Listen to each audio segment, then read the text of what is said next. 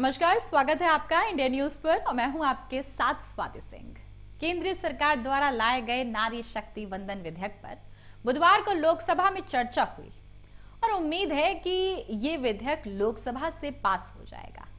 ये उम्मीद जताई गई। इसके बाद राज्यसभा से भी इसके पास होने की उम्मीद जताई जा रही है। राष्ट्रपति की मंजूरी के बाद ये कानून भी बन जाएगा, लेकिन इसके अमल में कई पेच हैं।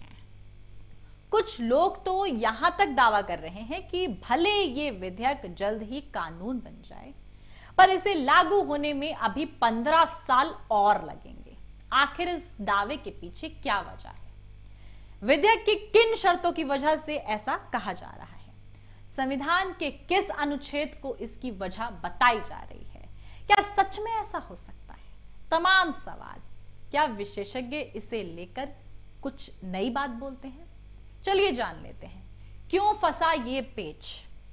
नारी शक्ति वंदन विधेयक में इसके कानून बनने के बाद इसके प्रभावी होने की 2 शर्तें रखी गई। इसके मुताबिक महिला आरक्षण विधेयक के पास होने के बाद होने वाली जनगणना के बाद लागू होगा और कानून बनने के बाद होने वाली जनगणना के बाद आरक्षण लागू करने के लिए नए सिरे से परिसीमन शायद साफ तौर पर यह होगा और परिसीमन के आधार पर महिलाओं के लिए 33% सीटें आरक्षित की जाएंगी। यह महिला आरक्षण 15 साल तक दिया जाएगा। विधेयक पेश करते कानून मंत्री साफ तौर पर किस तरीके से बताते हैं, वो बोलते हैं सोशल मीडिया देखा गया कि सर 2021 की जनगणना होती है तो लगभग 2029 के चुनाव में भी तो इसे लागू किया जा सकता है। विधेयक के प्रबंधन के मुताबिक ऐसा नहीं दिखाई देता। दरअसल इसमें जो 2 शर्तें हैं उसमें जनगणना के साथ परिसीमन की भी शर्त रखी गई है।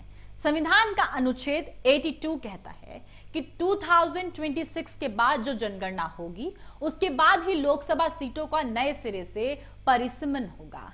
ऐसे में लगभग 2026 के बाद 2031 की जनगणना होगी, इसके बाद ही परिसीमन हो सकता है। आर्टिकल लगभग 82 कहता है कि हर जनगणना के बाद लोकसभा और राज्य विधानसभाओं का नए सिरे से परिसीमन होगा। हालांकि 1971 के बाद लोकसभा सीटों के नए सिरे से परिसीमन पर रोक लगा दी गई। इसमें कहा गया कि 2026 के बाद जो सबसे पहली जनगणना होगी उसके बाद ही पहला परिसीमन किया जाएगा। इससे पहले तक 1971 की जनगणना के आधार पर ही राज्यों की सीटों का कोटा चलता रहेगा। क्या राज्यों की विधानसभाओं में भी ऐसा ही है? राज्यों की विधानसभा के लिए ये 2001 की जनगणना के आधार पर होता रहेगा। यानी अगर 2025 या उससे पहले 2021 की जनगणना हो भी जाती तो भी परिसीमन नहीं हो सकता। कुल मिलाकर ये लगभग 2031 की जनगणना से पहले परिसीमन नहीं हो सकता। इस लिहाज से 2031 की जनगणना के बाद इसके आंकड़े 2032 तक आ सकते हैं। उधर लोकसभा में बोलते हुए भाजपा सांसद निशिकांत दुबे कहते हैं कि ये देश संविधान से चलता है।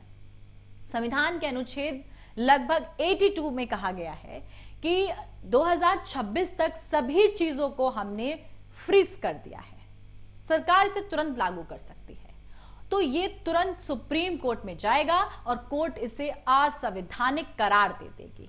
उन्होंने कहा कि सरकार संवैधानिक तरीके से लागू करना चाहती है। इस विधेयक को पहले ही सरकार की तरफ से लॉलीपॉप की तरह घुमाना नहीं चाहती है। ऐसे में इस विधेयक को लेकर क्या कुछ जानकारी आती है? तमाम अपडेट के लिए हमारे साथ बने रहें, देखते रहें इंडिया न्यूज। धन्यवाद।